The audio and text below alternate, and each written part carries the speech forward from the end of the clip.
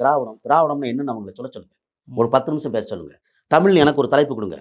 மனிதர்கள் உலகெங்கிலும் பல்வேறு குழுக்களாக பிரிந்து சென்று அந்த தட்பவெட்ப இடங்களுக்கு ஏற்றவாறு அவர்கள் வாழத் தொடங்கினார்கள்.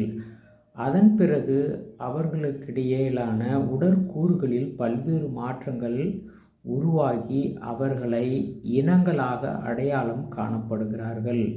அப்படி இனங்களாக பிரிக்கும்பொழுது அவர்களுக்கு ஒரு பெயர் சூட்டப்படும். அவ்வாறு சூட்டப்பட்ட பெயர்தான் திராவிடர்.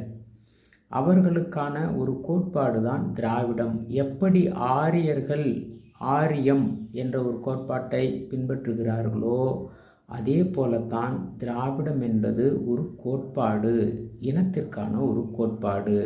அதன் பிறகுதான் மொழி என்பது. தமிழர்களாக இருப்பது பெருமைதான்.